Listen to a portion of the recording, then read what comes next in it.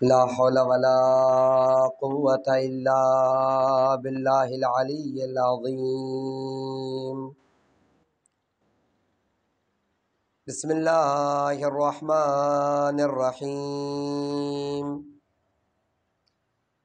رب اشرح لي صدري ويسر لي أمري واحلل عقدة من لساني يفقهوا قولي. حسبنا اللہ نعم الوکیل نعم المولا ونعم النصیر. الحمد للہ الذی ہدانا لہذا وما كنا لنہتدی لولا ان ہدانا اللہ. لقد جاءت رسل ربنا بالحق. الصلاة والسلام وتحیۃ والاکرام علی نبینا المؤید ورسولنا المسدد المصطفى الامجد المحمود الاحمد حبیب الہ العالمین نبی القاسم محمد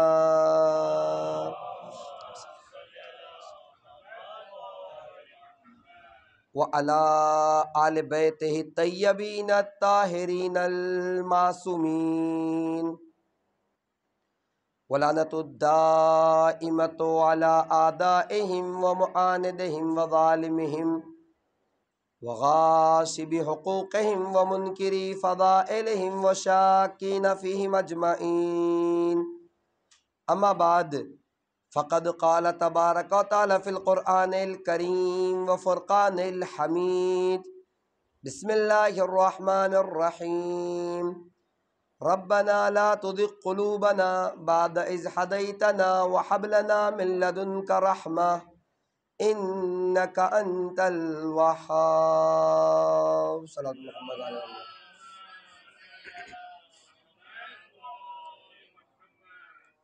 عزیزان کرام قدر،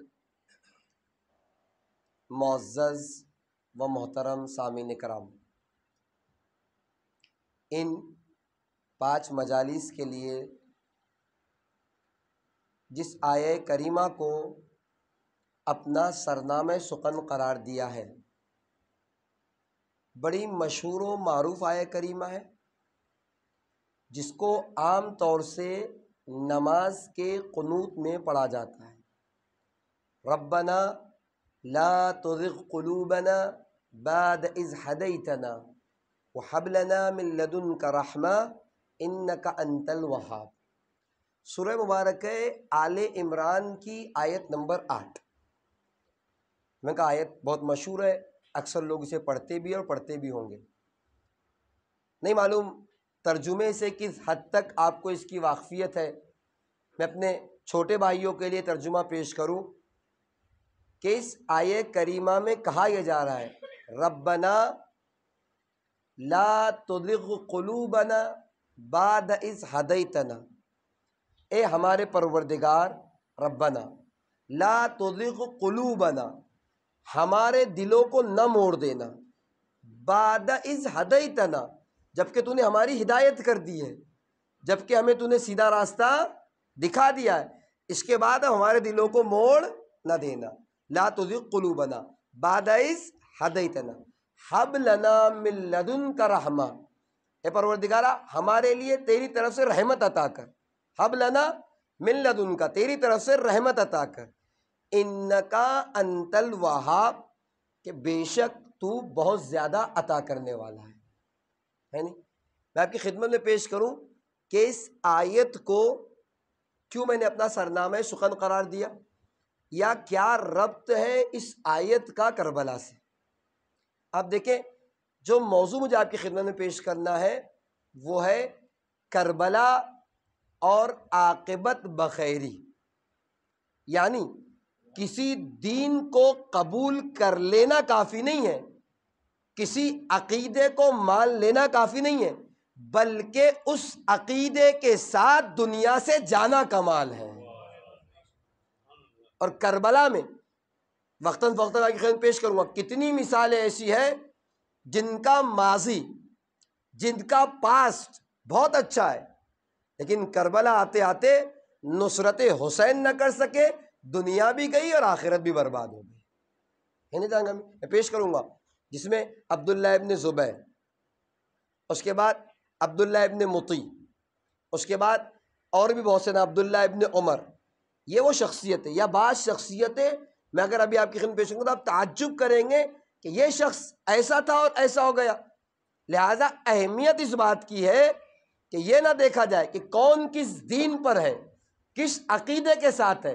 اہمیت اس بات کی ہے کہ وہ جب مر رہا ہو تو اس کا دین بھی سالم ہو، اس کا عقیدہ بھی برابر سے دنیا سے جا رہا ہے نہیں.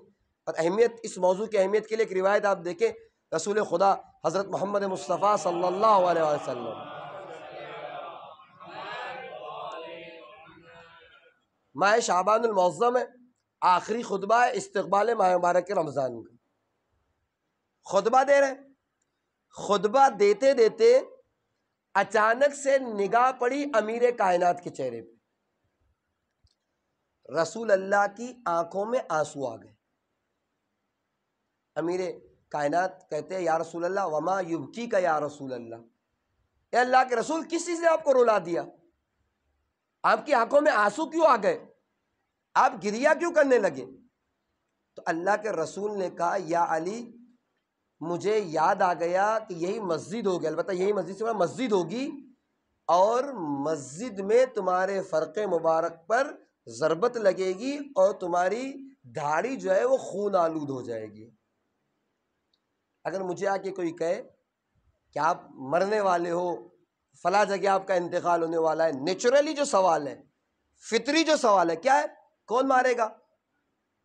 کیسے مروں گا؟ یہ تو سوالات ہوتے ہیں عام طور سے. بچنے کا طریقہ کیا ہے؟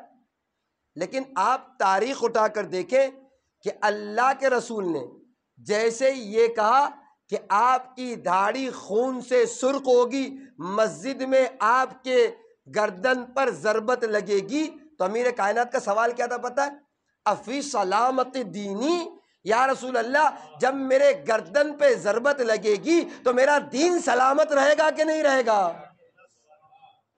اب موضوع کی اہمیت دیکھ رہے کہ البتہ ایک بات میں اور بھی کہہ دوں، یہ باتیں آپ اپنے اذان عالیہ میں محفوظ رکھیے گا. اس لیے امیر کائنات نہیں پوچھ رہے ہیں کہ امیر کائنات کے علم میں نہیں ہے کہ میں دین میرا سلامت ہوگا کہ نہیں ہوگا، یا اس مسجد میں امیر کائنات کی شہادت ہوگی، مسجد میں شہادت ہوگی، امیر کائنات کو نہیں پتا. کچھ باتیں جو ائمہ میں تکرار ہوتی ہے اس کی اصل وجہ یہ ہوتی ہے کہ یہ باتیں بلند آواز سے تکرار ہو تاکہ تاریخ اور ہسٹری میں ان چیزوں کو جگہ مل جائے اور ان چیزوں کے ذریعے سے ہم جاہلوں کو زندگی گزارنے کا سلیقہ مل جائے.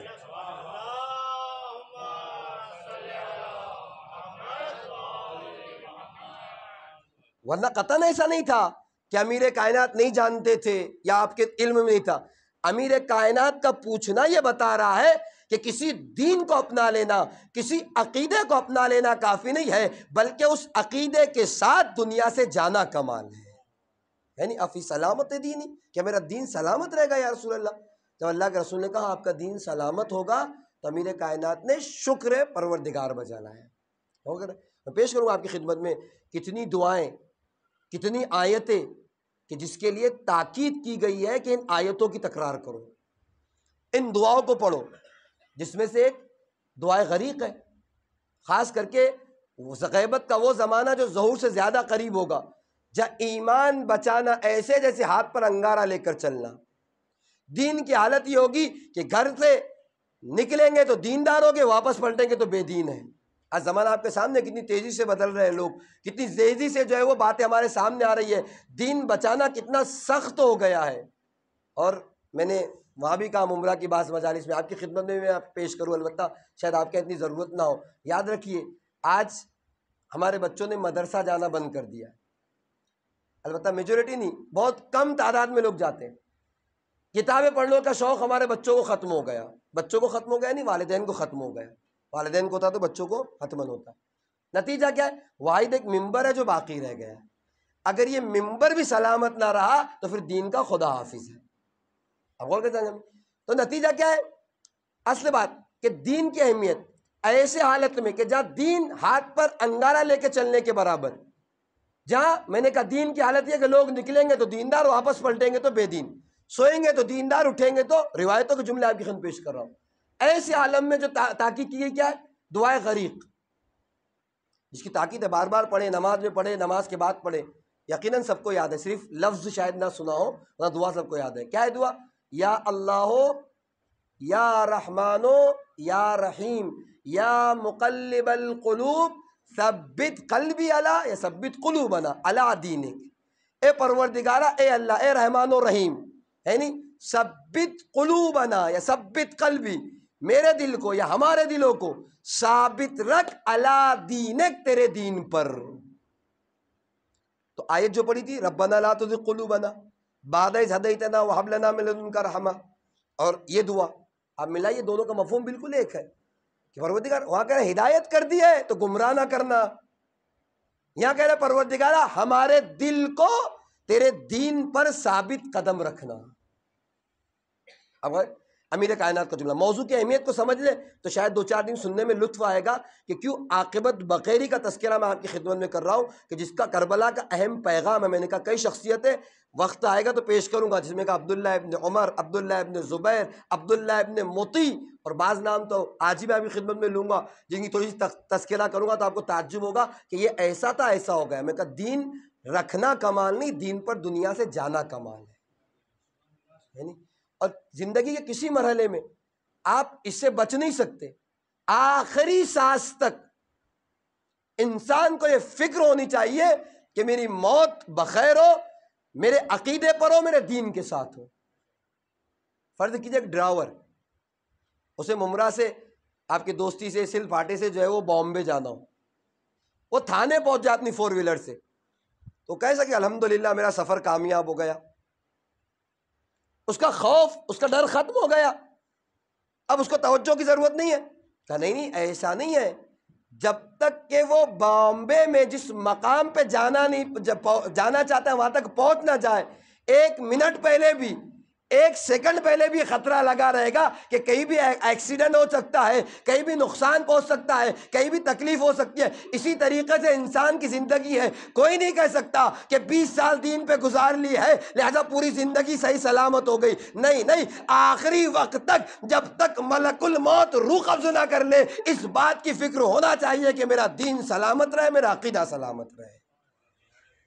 وہ اس ڈرائیور کی طریقے سے جو گاڑی چلا رہا ہے، اب غور کریں، اب دیکھیں ان کے عالم دین ہے، وہ کہتے ہیں کہ میں ایک بار مشہد مقدس حرم امام رضا علیہ السلام کی زیارت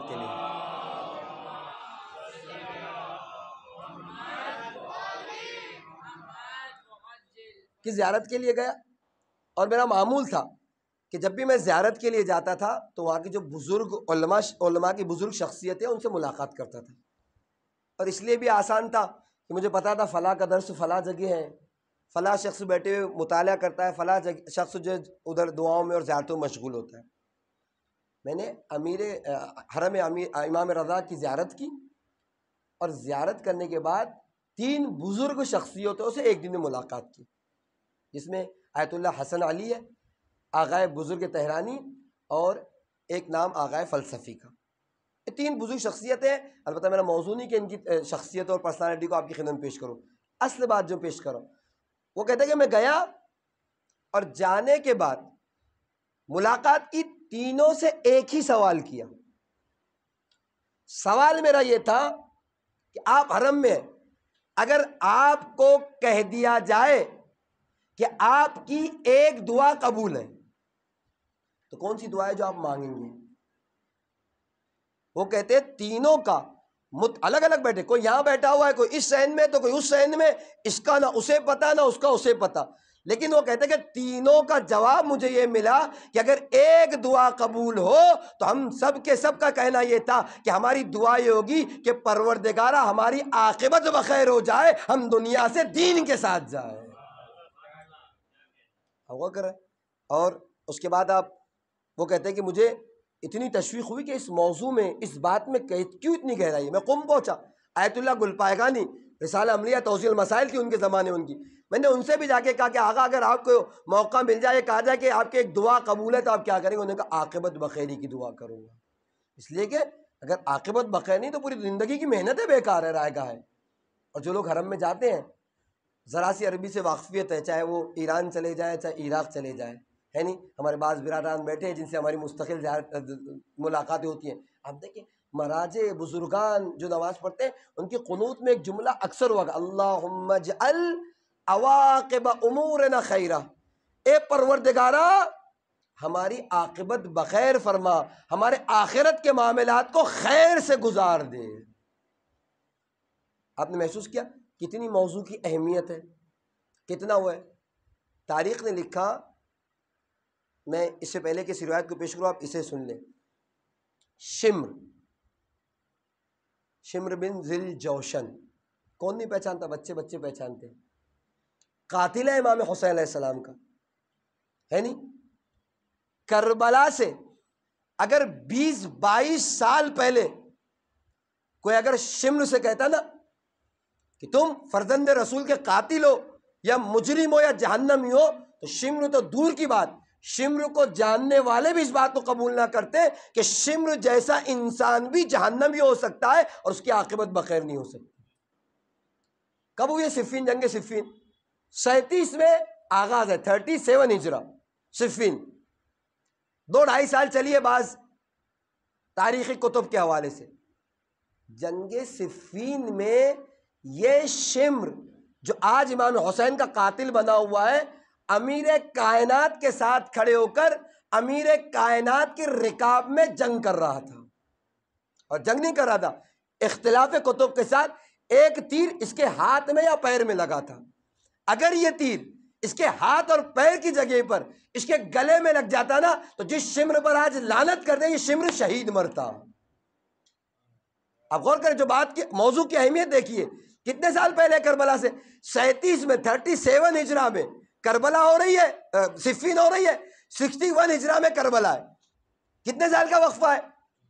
34 سال کا وقفہ، 24 سال کا وقفہ، 3 سال ادھر اور 1 سال ادھر اور 20 سال درمیان تھی۔ 24 سال کے وقفے میں کون سی ایسی چیز تھی، کیا ایسا ہو گیا کہ یہ شمر جو امیر کائنات کے رکاب میں کھڑا ہوا ہے، آج وہی شمر 61 ہجری میں امیر کائنات کے بیٹے کے مقابلے میں آ کر آپ کا قاتل بنا ہوا ہے۔ میں نے کہا زندگی کا ایک حصہ کوئی اچھا گزار ہے، اچھا نہیں بہت اچھا، امام کے رکاب میں کھڑے رہ کے جنگ کرنے کا مطلب آپ سمجھ رہے ہیں؟ اس عالم میں جہاں ساری دنیا حاکم شام کا ساتھ دے رہی تھی، اور اکثر لوگ صفین میں جنگ خوارج وغیرہ آپ جانتے تاریخ آپ کے سامنے، مشکل کیا ہے؟ عاقبت بخیری، کہ انسان دنیا سے جائے تو اس کا دین سلامت ہو، اس کا ایمان سلامت ہو، بہت اہمیت کا حامل ہے جان گرامی۔ لہٰذا ہم یہ دیکھنے کی کوشش کریں گے کہ وہ کون سے عوامل، مجھے نہیں معلوم میں کتنا 5 دن میں آپ کی خدمت میں پیش کر سکوں گا، ورنہ میری تیاری کیا اور آمادگی کے اعتبار سے 2 قسم کے عوامل ہیں۔ ایک وہ عوامل جس کی بنا پر انسان کی عاقبت بخیر ہوتی ہے، اور ایک لسٹ وہ ہے کہ وہ کون سے ایسے کام ہیں جس کے بنا پر ممکن ہے کہ انسان پوری زندگی دین پر ہو، مرتے مرتے اس کا دین اس کے ہاتھوں سے چلا جائے۔ جتنی توفیق ہوگی، جتنا وقت ساتھ دے گا، آپ کی خدمت میں پیش کریں گے۔ روایت کو دیکھیں، اللہ کے رسول حضرت محمد مصطفیٰ صلی اللہ علیہ وسلم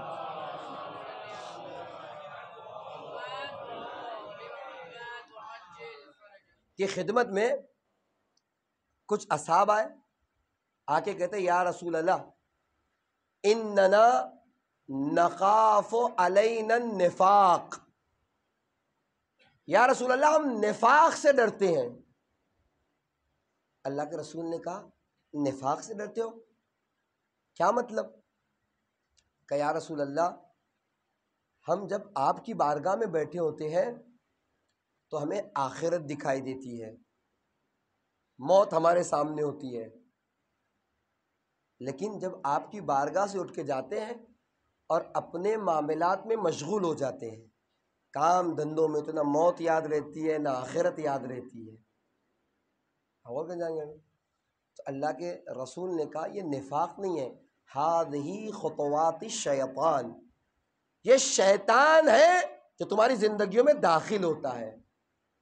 جب میری بارگاہ میں ہوتے ہو تو اتنی جرت نہیں کرتا، اتنی جسارت نہیں کرتا کہ تم تک آ کر تمہیں بہکائے، جیسے ہی تم اپنی زندگی میں مشغول ہوتے ہو تم تک پہنچ جاتا ہے۔ بہت خیال رکھنا۔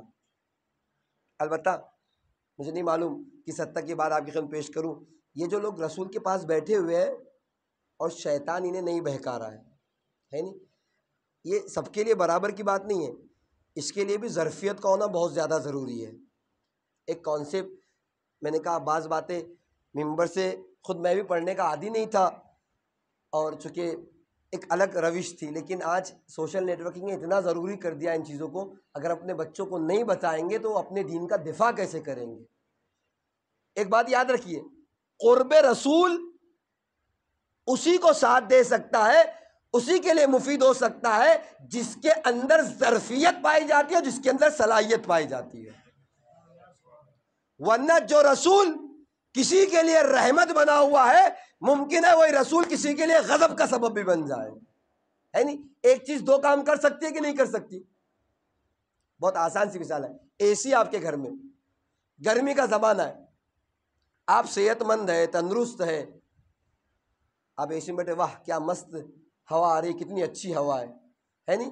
آپ اسے لطف اٹھا رہے ہیں اور آپ کو فائدہ پہنچا رہی ہے۔ لیکن ایک انسان بیمار ہو، کیا ہو؟ بیمار، اب اے سی اسے فائدہ پہنچائے گی کہ نقصان پہنچائے گی؟ اے سی ایک ہی ہے، ظرف الگ الگ ہے، کوئی مریض ہے تو اسے نقصان پہنچا رہی ہے، کوئی صحت مند ہے تو اسے فائدہ پہنچا رہی ہے۔ ایسے ہی رسول کی ذات ہے، اگر کسی کی روح سلامت ہے تو قرب رسول فائدہ پہنچائے گا، روح سلامت نہیں ہے تو قرب رسول عذاب کا سبب بن جائے گا۔ اگر قرب رسول فائدہ پہنچاتا تو جناب یار غار بازو میں بیٹھ کے روتے نا، کچھ کس لیے بھی رو رہے کہ سانپ نے کاٹا، اگرچہ کہ سانپ کا کاٹا سوتا ہے، روتا نہیں، آپ غور کر جائے گا نہیں، لیکن خیر وجہ جو بھی رہی ہو، اصل بات لیکن اذیت ہوئی کہ نہیں ہوئی، اس کا مطلب ظرفیت نہیں تھی تو قرب رسول بھی کام اور نہیں۔ میرا موضوع ہے کہ آج جس فخر کے ساتھ لوگ یہ کہتے ہیں کہ رسول کے پہلو میں تشریف فرمائے، میں نے کہا ظرفیت نہ ہو تو قرب نہ فائدہ نہ پہنچائے ایک بات، اور اگر کوئی غصبی زمین میں دفن کر دیا تو اور دوبالا عذاب ہو جائے، ہے نہیں جان جامی؟ آپ اٹھائیے میراث کے احکام، میرا موضوع نہیں نہ میری بات ہے ورنہ پیش کرتا۔ ایک زوجہ کا کتنا حق ہے شوہر کے حصے میں؟ اگر بچے دار ہے شوہر تو 8واں حصہ، اور 8ویں حصے میں اگر کسی کے 14 اور 15 زوجائیں ہوں کتنا حصہ آئے گا ایک کے حصے میں؟ یعنی کہ ظلم ہے کہ نواز رسول کو پہلو رسول میں دفن ہونے نہیں دیا گیا، اور کتنے لوگ رسول کے پہلو میں دفن ہو گئے۔ خیر وہ تو حقیقت اس وقت کھلے گی جب امام وقت آئیں گے اور سب معاملات جو حل ہوں گے۔ خیر موضوع نہیں، تو قرب رسول کی بات تو کیا کہا رسول نے؟ ہذہ خطوات الشیطان، یہ کیا ہے؟ شیطان کے قدم ہے۔ آپ دیکھیں قرآن نے بھی ایک جگہ پہ منع کیا، قرآن کہتا ہے بسم اللہ الرحمن الرحیم یا ایھا الذین آمنوا لا تتبعوا خطوات الشیطان، اے ایمان لانے والو شیطان کے قدموں کی پیروی نہ کرو، شیطان کے پیچھے نہ چلو۔ توجہ کریں آپ، خطوات عربی لفظ ہے، آپ جانتے ہیں قرآن نے استعمال کیا، سنگیولر ہے اس کا خطوہ، واحد خطوہ، جمع ہے خطوات۔ خطوہ کہتے ہیں، آپ ڈکشنری اٹھا کے دیکھیں، خطوہ کہتے ہیں اس قدم کو جو آہستہ آہستہ رکھا جائے۔ ایک چور جب چوری کرنے جاتا ہے تو کیسے قدم رکھتا ہے؟ آہستہ آہستہ۔ اس طریقے سے قدم رکھنے کو کیا کہتے ہیں؟ خطوہ۔ قرآن نے کیا کہا؟ یا ایھا الذین آمنوا لا تتبعوا خطوات الشیطان، اے ایمان لانے والو شیطان کے قدموں کی پیروی نہ کرنا۔ کیسے قدم؟ جو آہٹ کے ساتھ نہیں آتے، جس کی آواز تمہیں سنائی نہیں دیتی، بڑے خاموشی سے تمہارے زندگی میں داخل ہو جاتے ہیں، ہے نہیں؟ اور تمہیں پتہ بھی نہیں چلتا کہ تمہیں اندر سے کھوکھلا کر رہا ہے، یہ تمہیں اندر سے خراب کر رہا ہے، اور پھر جب آخر تک بات پہنچتی ہے تو سمجھ میں آتا ہے کہ ہو کیا گیا۔ لیکن ایک سوال یہ ہے کہ مجھے کیسے پتا چلے کہ شیطان میری زندگی میں داخل ہو گیا ہے؟ میں آپ کی خدمت میں کچھ دینا چاہتا ہوں، آپ اسے لے جائیں، یہی مجلس کا تبرک۔ اور میں بارہ کہتا ہوں کہ ہم تو مجلس کے ظاہری تبرک پہ نگاہ کرتے ہیں، بسکٹ بچ گیا، کھانا مل گیا، نیاز مل گئی، کبھی سجدہ شکر کیجئے اس مجلس اور فرش ازا کی معنوی تبرک پر بھی، کہ کون سی ایسی خوبی ہے جو آپ کے اندر پائی جاتی ہے اور فرش ازا سے آپ نے حاصل نہ کی ہو۔ دعا کا طریقہ ہے تو فرش ازا سے، تقویٰ لیا تو فرش ازا سے، اخلاق سیکھے تو فرش ازا سے، سلام کا طریقہ لیا تو فرش ازا سے، عبادت کے آداب سیکھے تو فرش ازا سے۔ وہ ظاہری تبرک نہ دیکھیے، یہ فرش ازا کے معنوی تبرکات ہیں جو آپ ساتھ میں لے کر جاتے ہیں۔ نتیجہ کیا ہے؟ کیسے پتا چلے گا کہ شیطان میری زندگی میں داخل ہو گیا ہے؟ 3 علامتیں روایت نے بیان کی۔ پہلی علامت، اگر میں نے کہا خطوہ کہتے وہ قدم جو آہستہ سے، یعنی شیطان آہستہ سے داخل ہو گیا، مجھے کیا پتا کہ شیطان میری زندگی میں آ گیا، مجھے بہکا رہا ہے یا مجھے رائے راستے ہنسانے کی کوشش کر رہا ہے۔ تب پہلی علامت یہ ہے کہ شیطان کسی کی زندگی میں داخل ہو جائے تو اس کی معنویت کی لذتیں ختم ہو جاتی ہیں۔ آسان کروں بچوں کے لیے، جب شیطان داخل ہوتا ہے تو عبادتوں سے لذت اڑ جاتی ہے، نماز پڑھنے کا دل نہیں کرتا، قرآن پڑھنے کی توفیق نہیں ہوتی، نیک کام کرنے کی ہمت نہیں ہوتی۔ اگر کسی کی زندگی میں معنویت سے لذتیں اڑ جائیں، عبادت کا دل نہ کر رہا ہو، قرآن نہ پڑھا جا رہا ہو، کار خیر نہ کیا جا رہا ہو، سمجھ لینا شیطان داخل ہو گیا ہے جو ہمیں گمراہ کرنا چاہ رہا ہے۔ لیکن ایک وضاحت کے ساتھ، ایک مرتبہ ایسا ہوتا ہے کہ 2 مہینہ میں بالکل حال ہی نہیں تھا میرے پاس کہ میں نماز پڑھتا، قرآن کی تلاوت کرتا، لیکن پھر ایک 15-20 دن ایسے آیا کہ ہاں نماز میں بہت دل لگ رہا ہے، اول وقت میں مصلی پہ کھڑا ہوا ہوں، قرآن کی آیتیں پڑھ رہا ہوں، تو سمجھنا یہ مستقل مرض نہیں لگا ہے، مرض ہے جو چھوڑ پکڑ کر رہا ہے۔ لیکن 1 سال 2 سال گزر گئے، میں اپنے معاملات میں کچھ یوں مشغول ہوں کہ نمازوں کا کیا حال ہے نہیں پتا۔ میں نے اس دن مجلس میں کہا تھا کہ گناہ تو دور کی بات، ہماری عبادتیں بھی اس لائق نہیں کہ خدا کی بارگاہ میں قبول ہو سکے، مگر یہ کہ خدا اپنے رحمان کی بنا پہ۔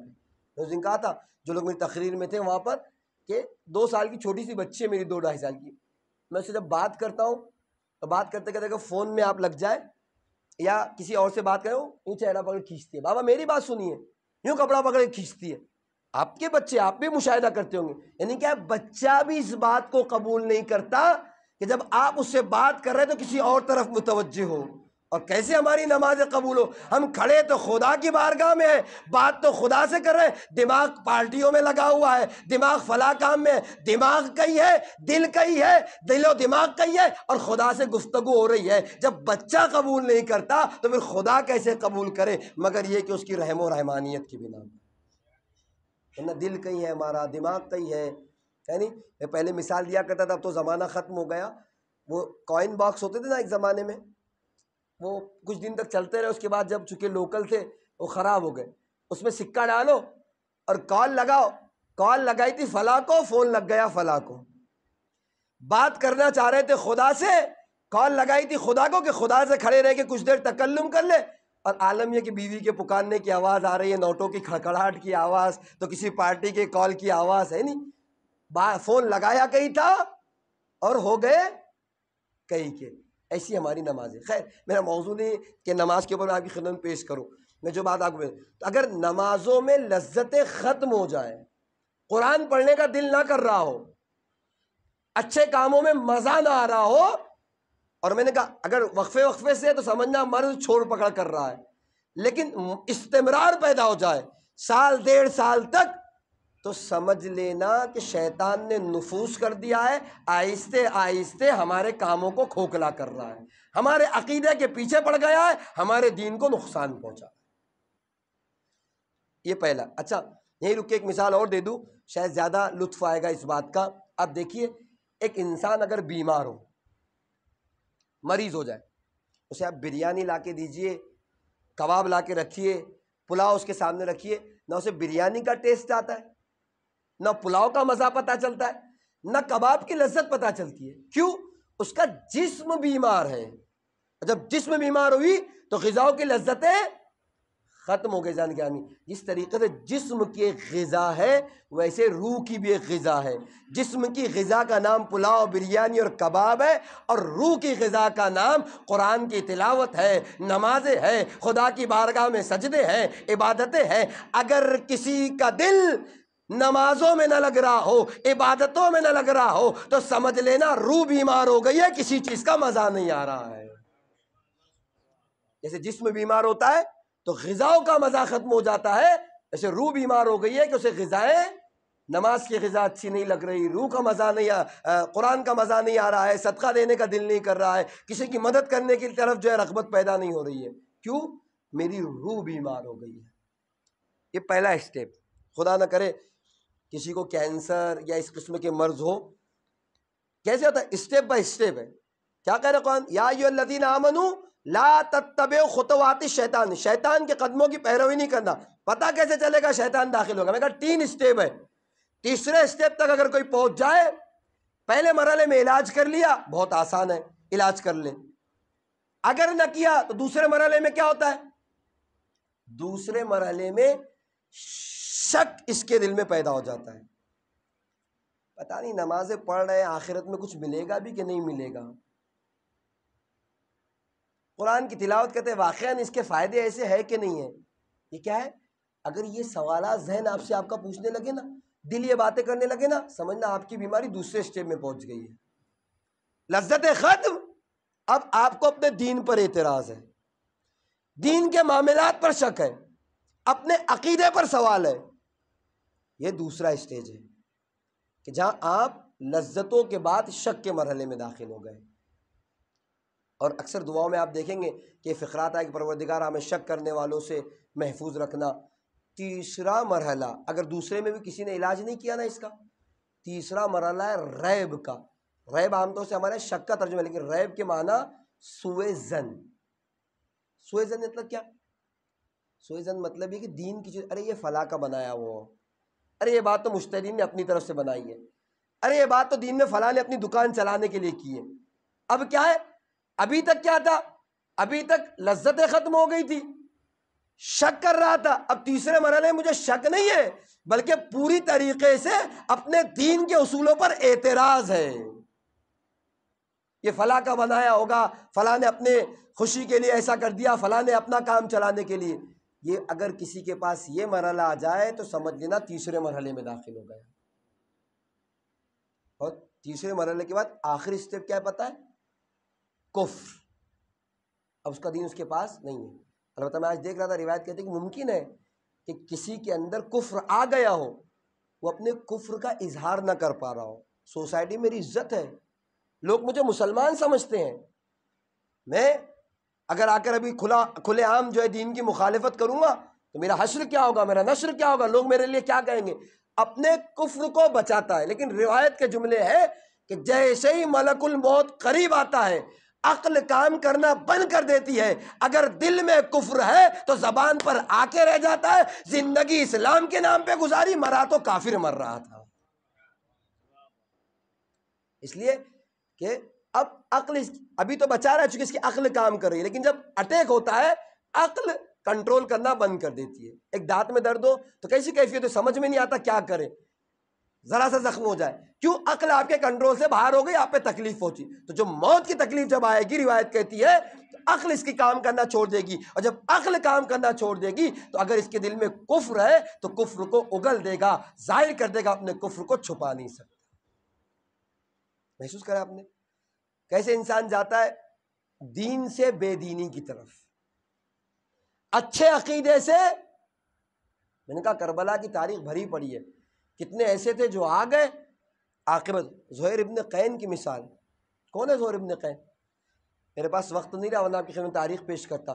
زہیر ابن قین عثمانی مذہب سے آپ کا تعلق تھا. میں نے اس دن بھی جو ہے وہ وہاں کی تقریر میں کہا کہ کوفہ کے اندر 3 قسم کے لوگ تھے، 3 گروہ تھے.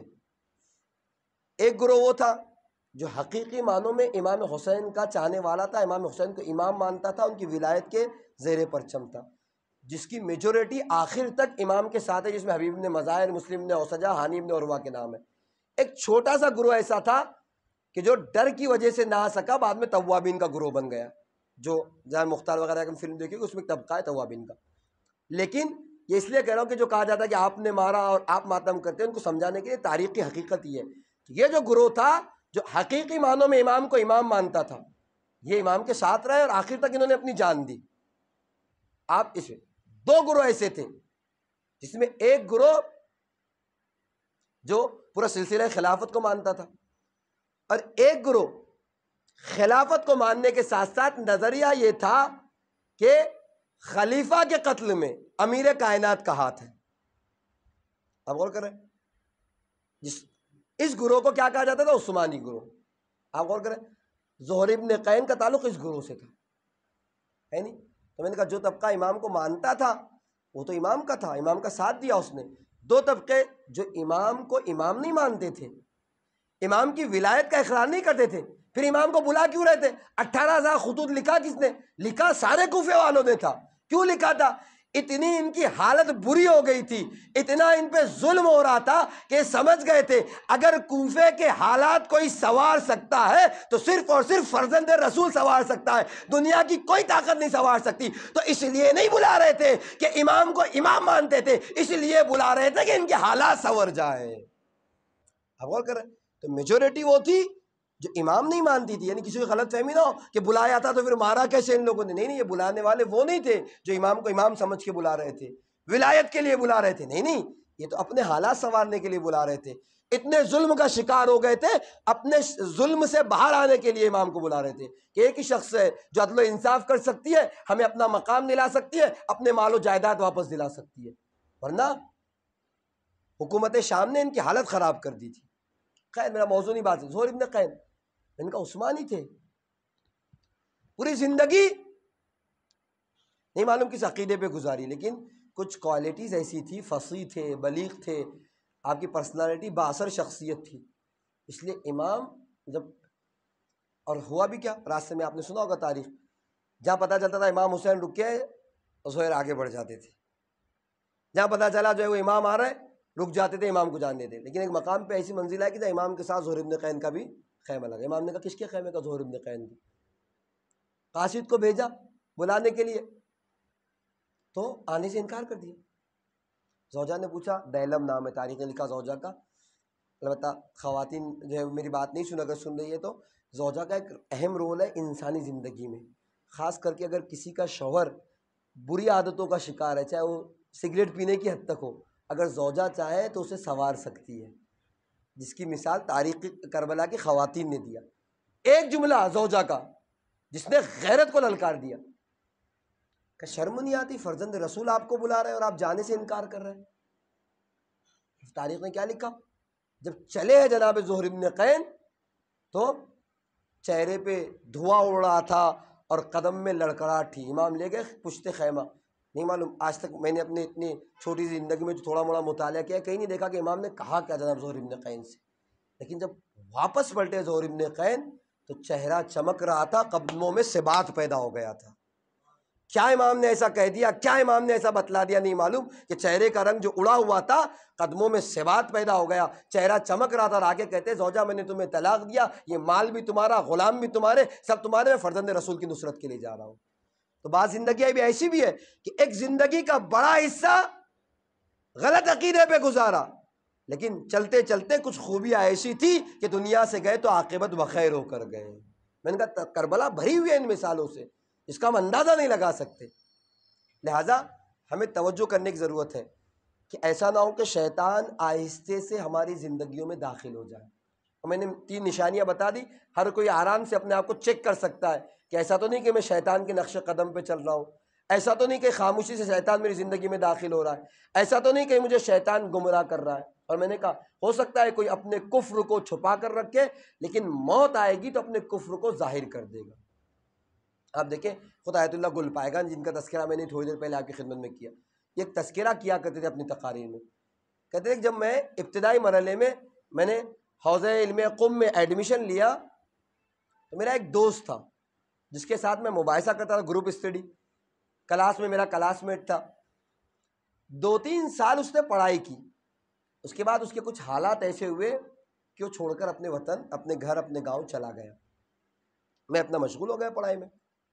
لیکن پرانا زمانہ تھا، فون کا نہیں تھا، خط و کتابت ہوتی تھی، میں ان کو خط لکھتا تھا، وہ مجھے خیر خیریت خط لکھتا تھا۔ ایک بار اس کا خط مجھے ملا کہ میری طبیعت بہت خراب ہے، اب زیادہ جینے کی توقع نہیں۔ وہ کہتے جلدی سے میں نے ایک چھوٹی سی چھٹی لی اور اس کے یہاں پہنچا کہ چلتے چلتے آخری بار اس سے مل لوں، اتنے سالوں تک اس سے ملاقات نہیں ہوئی۔ میں گیا تو واقعاً بستر مرگ پر تھا، آخری سانسیں لے رہا تھا۔ میں سرانے جا کے بیٹھا، میں نے کچھ قرآن پڑھنا شروع کیا، ذرا سا اس کی آنکھ کھلی، اس نے مجھے دیکھا تو یہ مجھے دیکھ کے کہتا ہے کہ جو ظلم خدا نے میرے اوپر کیا وہ کسی کے اوپر نہیں کیا ہے، نعوذ باللہ۔ میرے بچے چھوٹے چھوٹے اور مجھے موت آ رہی ہے، خدا کا ظلم ہے۔ یہ کیا کفر ہے، یعنی انسان کفر بک رہا ہے۔ میں کہنا یہ چاہ رہا ہوں کہ بسا اوقات ضروری نہیں کہ انسان پڑھا ہوا ہو، اس کے پاس علم ہو، اگر اس نے زندگی ان اصولوں کے تحت نہیں گزاری تو ممکن ہے کہ آخر میں جاتے جاتے اس کا کفر اس کی زبان پر آ جائے۔ وہ آخر تک استغفر اللہ نعوذ باللہ کہہ کے ممبر سے جملہ بیان کرتے تھے، یعنی البتہ چھوٹی چھوٹی جملے تو ہم بھی اپنی زندگی میں کتنے بیان کرتے، خدا کو ہمارا ہی گھر ملا تھا، ہم ہی دکھائی دیے تھے۔ نہیں جان گرامی، کہیں نہ کہیں یہ کفر کی باتیں ہیں جو انسان کو نہیں کرنا چاہیے۔ میں وقت ہوگا تو پیش کروں گا، یاد رکھیے خدا دے دے تب بھی نعمت، خدا نہ دے تب بھی نعمت۔ کبھی آپ نے اس کو غور کیا؟ بہت سی چیزیں جگہ میں آپ کی خدمت میں ضعیفی، البتہ میں کئی مثال دے سکتا ہوں، ضعیفی نعمت ہے کہ نہیں؟ ہم ارے ہاتھ پہ چلے گئے، کوئی بھی ضعیفی کو اچھا نہیں سمجھتا۔ مولا کہتے ہیں خدا نے ضعیفی کو تمہارے زندگی میں اس لیے رکھا کہ دنیا میں جب تم تھے اور جوانی کے مراحل سے گزر رہے تھے، ہاتھ پیر قوا سب مضبوط تھے، دنیا کی لذتوں سے فائدہ اٹھا رہے تھے، تو بہت دل لگا لیا تھا دنیا سے، بہت قریب ہو گئے تھے دنیا سے۔ اگر اسی حالت میں اٹھا لیتا تو بڑی تکلیف ہوتی دنیا کو چھوڑتے ہوئے۔ ذرا کچھ طاقتیں کمزور کر دیتا ہوں، آنکھیں کچھ کمزور ہو جائے، ہاتھ کچھ کمزور ہو جائے، کہ ذرا دنیا کی لذتوں سے انسان دور ہو تاکہ اپنی بارگاہ میں بلانے میں آسانی ہو جائے۔ میں ایک سلسلہ گنا سکتا ہوں، کہتے ہیں گیہوں میں کیڑا پیدا ہوتا ہے چھوٹا سا، نعمت ہے کہ نہیں؟ کون کیڑا جو گیہوں خراب کرے وہ بھی نعمت ہو سکتا ہے؟ مولا کہتے ہیں نعمت ہے۔ اگر پروردگار عالم اس گیہوں میں اس کیڑے کو پیدا نہ کرتا تو کیا ہوتا؟ مولا کہتے ہوتا یہ کہ امیر لوگ اپنے گھروں کو گودام بنا دیتے، غریب بھوک سے مار دیا جاتا۔ مردے کا سڑنا نعمت ہے کہ زحمت؟ اگر مردے میں خدا بدبو کو نہ رکھتا سڑنے کو تو آنے والے لوگوں کی زندگیاں تنگ ہو جاتی، لوگ اپنے گھروں کو مردہ خانہ بنا دیتے۔ کون تھا جو اپنے محبت کرنے والے باپ کو منو مٹی کے نیچے دفن کراتا؟ کون تھا جو اپنی چاہنے والی ماں کو اکیلے قبرستان میں چھوڑ آتا؟ یہ تو خدا ہے کہ جس میں اس نے وہ صفت رکھی تاکہ لوگ لے جا کر دفن کر دے اور آنے والوں کی زندگیاں آسان ہو جائیں۔ ایک سلسلہ ہے۔ میں اگر آپ مجھے بولیں، اگر میں نے کہا صرف ایک جملہ جو آج کی مجلس کا تبرک لے کے جائیے، خدا دے دے تب بھی نعمت ہے، نہ دے تب بھی نعمت ہے، ہر حالت میں ہماری ذمہ داری کہ ہم شکر کریں۔ بچہ، میں نے اس دن مثال دی، بچہ کچھ چیزیں اس کے اللہ اس کو نہیں دیتا، زبان نہیں دیتا جب بچہ پیدا ہوتا ہے تو، اور عقل نہیں، عقل نہ دینے سے مراد عقل کام نہیں کرتی جیسے ہماری عقل کام کرے، نہیں ہے نا، یہ چیزیں نہیں ہے۔ نعمت ہے کہ نہیں؟ نعمت ہے۔ آپ ایمانداری سے بتائیے، اگر بچے کے پاس عقل ہوتی تو ہر بار جب وہ اپنے آپ کو نجس کرتا تو شرمندہ ہوتا کہ نہیں ہوتا؟ عقل نہیں دی کہ شرمندہ نہ ہونے پائے، زبان نہیں دی، اگر زبان دیتا تو یہ بچہ کسی کو اپنا لباس اتارنے نہ دیتا، زبان نہیں لہذا کچھ بول نہیں پاتا، ورنہ ہمت تھی کہ ماں باپ اس کا لباس بدل دیتے اگر اس کے پاس زبان ہوتی، عقل ہوتی تو۔ اس لیے پیش کر رہا ہوں کہ اگر خدا نے کچھ دیا ہے تو وہ بھی نعمت ہے، نہیں دیا ہے تو مصلحت کے تحت ہے، وہ بھی نعمت ہے۔ ہر صورت میں ہماری ذمہ داری ہے کہ ہم اس پر شکر کریں۔ بھول کی بیماری کتنے مثال دوں، مولانا ایک روایت میں لمبا تذکرہ کیا، یہ نعمت یہ نعمت، لیکن زمانے والے سے نعمت نہیں سمجھتے۔ بھول نعمت ہے، اگر انسان نہ بھولے تو اپنے چاہنے والوں پہ مر جائے۔ واحد اعجاز ہے غم امام حسینی کا کہ جو نہیں بھولا گیا نہ بھولا جائے گا جانے گیا، ورنہ ساری چیزیں انسان بھول جاتا ہے۔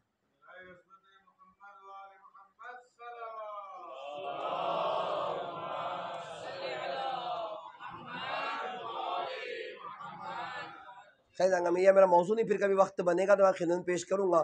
میں نے 10 مجلس خطاب کی تھی کربلا اور ہماری مشکلات۔ کربلا میں آج بھی صلاحیتیں ہیں کہ ہماری مشکلات کو حل کر لے۔ لاسٹ ٹائم میں نے سہانا کے مجلسوں میں 10 مجلسوں میں اسی کو خطاب کیا تھا۔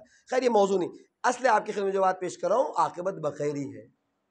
کیا آپ نے دیکھا کہ انسان کے دل میں کفر ہے، مرتے مرتے زبان سے ظاہر ہو جاتا ہے۔ لہٰذا آخری مرحلے تک، جیسے وہ ڈرائیور جب تک بامبے نہیں پہنچ جائے اس بات کی اسے پرواہ ہے کہ مجھے خطرہ ہے کہیں بھی ایکسیڈنٹ ہو سکتا ہے، جب تک انسان بخیر دنیا سے نہ چلا جائے، یا یہ کہوں جب تک ملک الموت آ جائے اور جب تک زبان نہ کہے لا الہ الا اللہ محمد الرسول اللہ علی ولی اللہ، سمجھ لینا تب تک کا معاملہ تمام نہیں ہوا۔ یہ اہم ہے انسان کی زندگی میں، اور یہی آج کی تقریر تو میں اپنے موضوع کو سمجھانے میں، اپنی بات کو سمجھانے میں چلی گئی، وقت ختم ہو گیا میرا۔ انشاءاللہ کل سے میں نے 2 قسم کی میری آمادگی ہے۔ ایک وہ چیزیں کہ جس کی بنا پر انسان کی عاقبت بخیر نہیں ہوتی، اگر یہ برائیاں ہیں تو ممکن ہے کہ مرتے وقت جو ہے وہ عاقبت بخیر نہیں ہوگا۔ اور ایک عوامل وہ ہے کہ اگر وہ کوالٹیز آپ کے اندر ہے، ان باتوں کا آپ خیال رکھ رہے ہیں تو ہماری زندگی عاقبت بخیر ہونے کے امکانات زیادہ ہے۔ جتنا وقت نے ساتھ دیا، جتنا ٹائم نے اور زمانے نے وقت دیا، انشاءاللہ آپ کی خدمت میں عوامل کو ہم آپ کی خدمت میں یکے بعد دیگر پوائنٹ ٹو پوائنٹ آپ کی خدمت میں انشاءاللہ کل سے پیش کروں گا، اس لیے کہ کربلا کا اہم ترین پیغام ہے۔ بہت آئے، اسلام کا نام لیا، کلمہ پڑھتے تھے، نماز پڑھنے کے عادی تھے، قرآن یاد تھا، لیکن نتیجہ کیا ہے؟ عاقبت بخیر نہ ہو سکے، ہے نہیں؟ رو رہے تھے بعض تو، بس اپنی بات کو تمام کر دیا۔ خود بعد عصر عاشور امام حسین علیہ السلام کے بدن سے لباس اتارا جا رہا ہے، ملون روتا جاتا ہے اور ہاتھ سے انگوٹھی اتارنے کی کوشش کر رہا ہے اور انگلی کاٹنے کی کوشش۔ قبیلہ حسینی کا بچہ جا کے کہتا ہے جب رو رہے ہو تو کاٹ کیوں رہے ہو؟ کہ میں نہیں لوں گا، کوئی اور لے لے گا۔ اب کیسے لوگ تھے، ایک طرف آنسو بھی بہا رہے تھے، عاقبت بخیر نہ ہو سکے، وہ کوالٹیز نہیں تھی، وہ صفات نہیں تھی جانے والے۔ لہٰذا بہت دھیان دینے کی ضرورت ہے کہ انسان، میں نے کہا دین پالنا، دین رکھنا، عقیدے کو جگہ دینا کمال نہیں، اس عقیدے کے ساتھ دنیا سے جانا کمال ہے۔ اور کل پیش کروں گا کہ بعض دعائیں وارد ہوئی ہیں جس کی تاکید ہے بہت زیادہ، انہیں پڑھیں تو دین بھی سلامت ہے، عقیدہ بھی سلامت ہے آپ کا۔ اور بعض دعائیں تو ہم پڑھتے ہیں الحمدللہ، ہمارے پڑھی جاتی ہے، صرف تکرار کروں گا تاکہ بات جو ہے وہ مستقل اور مستمر ہو جائے کہ اس بات کو انجام دینا ہے تاکہ دین محفوظ رہے، ایمان محفوظ رہے، عقیدہ محفوظ رہے۔ کربلا کا اہم ترین پیغام، بس اپنی گفتگو کو تمام کیا۔ اگرچہ کہ عصر عاشور تک کے مصائب بہت زیادہ ہیں، اور عصر عاشور کے بعد 11 محرم سے ایک مصائب کا سلسلہ ہے جو ہمارے یہاں پڑھا جاتا ہے، لیکن میں چاہتا ہوں تھوڑی دیر آج کی حد تک ان مصائب کو پڑھوں کہ جن کے لیے وقت نہیں ملتا ہمیں پڑھنے کے لیے، یعنی ان اوقات میں ہمارے مجلسیں نہیں ہوتی یا ان مصائب کا تذکرہ عام طور سے نہیں ہوتا، بس ایک حصہ اس مصائب کا اور گفتگو تمام۔ تاریخ نے لکھا عصر عاشور جب امام حسین علیہ السلام شہید ہو گئے، فضا میں آواز گونجی الا قتل الحسین بکربلا، الا ذبح الحسین بکربلا۔ حجان گرامی، اس سے تھوڑا سا پہلے کا مرحلہ کہ جب یہ چاہ رہے تھے کہ امام حسین کے قریب ہو جائے تو حسین کا باوفا رہوار، امام حسین کا ذوالجناح، جس کے لیے مقاتل نے لکھا کہ کسی کو امام حسین کے قریب نہیں آنے دے رہا تھا، اپنے آگے کے پیروں کو اٹھاتا تھا، ٹاپوں سے حملہ کرتا تھا۔ اور جب فوج اشقیاء نے اس بات کو محسوس کیا کہ جب تک یہ رہے گا کسی کو حسین کے قریب جانے نہیں دے گا، کسی شقی نے کہا کہ اس پر تیر برساؤ تاکہ گھوڑا بھی ختم ہو جائے۔ تاریخ نے لکھا اب جب اس نے آواز سنی ہے، نہیں معلوم سمجھ رہا تھا امام حسین کا گھوڑا تھا، امام حسین کا ذوالجناح تھا، تاریخ کہتی اب اپنے آپ کو فغمرا فی دم الحسین، اپنے بدن کو خون حسین سے ملنے لگا اور امام حسین کے جسم اثر کو وہیں چھوڑ دیا۔ اس لیے نہیں شاید کہ تیروں سے گھبرا گیا، نہیں، شاید چلا اس لیے تھا کہ چل کے بہن زینب کو خبر دے کہ بھائی کا گلا کاٹا جا رہا ہے۔ جناب ام کلثوم کو بتا دے کہ آپ کے بھائی پر کیا مصیبتیں ٹوٹ رہی ہیں۔ تاریخ نے لکھا غم مرا فی دم الحسین وہ قصدا الی نحو الخیمہ، امام حسین کے خون سے اپنے آپ کو ملا ہے اور شہادت کی خبر لے کر خیمہ حسینی کی طرف بڑھا۔ تاریخ کہتی ہے مقاتل نے لکھا جب خیموں کے قریب پہنچا تو زور زور سے آواز لگانا شروع کی۔ جب بیویوں نے امام حسین کے ذوالجناح کو دیکھا، خیمے سے باہر آئی، کسی نے پشت پہ ہاتھ رکھا، کسی نے گردن پہ ہاتھ رکھا، بی آواز دے رہی تھی وا محمدہ وا علیہ وا فاطمہ وا امامہ کی صدائیں بلند تھی۔ تاریخ کہتی ہے بہن ام کلثوم آگے بڑی، پشت پہ ہاتھ رکھ کے کہتی ہے وا جدہ وا محمدہ، یہ آپ کا حسین ہے جو کربلا کے میدان میں گرا دیا گیا، اجرکم اللہ۔ تاریخ نے کیا لکھا؟ شہزادیہ گریہ کر رہی ہے، امام حسین کو یاد کر رہی ہے۔ اسی اثنا میں حسین کی 4 سالہ سکینہ آ گئی۔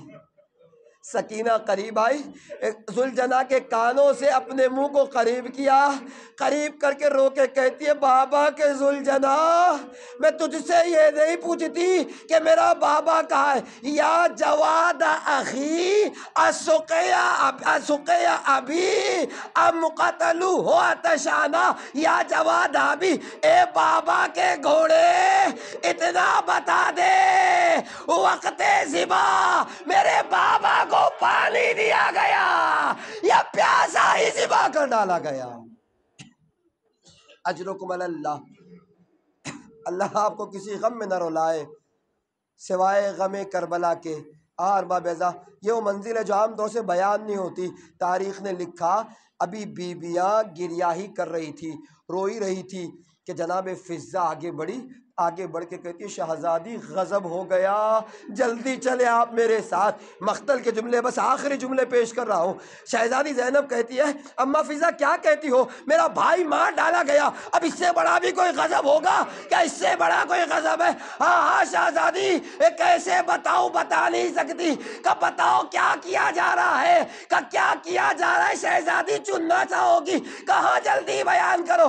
کس آقا حسین کے لاشے کو رکھا گیا ہے، گھوڑوں کی نال بندی کی جا رہی ہے، کہ مفزہ ہوگا کیا، کہ گھوڑوں کی ٹابوں سے حسین کے لاشے کو رونا جائے گا۔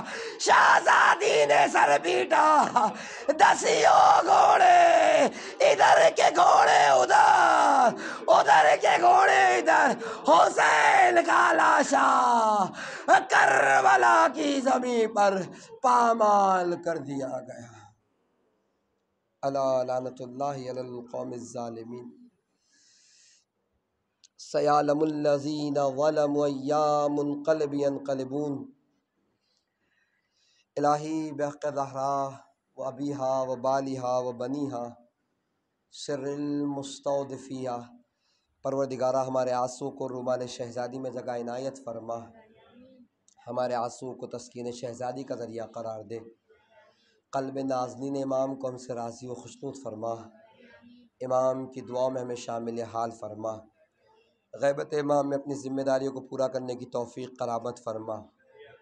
میرے معبود، دین اسلام پر عمل کرتے ہوئے دین اسلام کے ساتھ دنیا سے جانے کی توفیق کرامت فرما، دنیا میں اپنے عقیدے کی حفاظت اور مرتے دم تک اپنے عقیدے کی حفاظت کرنے کی توفیق کرامت فرما۔ میرے معبود سے واسطہ ہے محمد وآل محمد کا، ان مجالس میں 2 مہینہ جو مجالس برپا کریں گے، پروردگار روز بروز قربت امام حسین علیہ السلام میں اضافہ فرما، سیرت امام حسین علیہ السلام کو پڑھ کر سن کر اس پہ عمل کرنے کی توفیق کرامت فرما، ہمارے سینوں کو علوم آل محمد سے معمور فرما، علموں کو حاصل کر کے اس پہ عمل کرنے کی توفیق کرامت فرما۔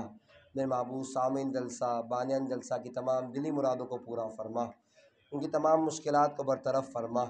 میرے معبود آنسوؤں کے بعد ممبر پر جن حضرات نے دعاؤں کی گزارش کی ان سب کی دلی دعاؤں کو مستجاب فرما، ان کی تمام مشکلات کو برطرف فرما۔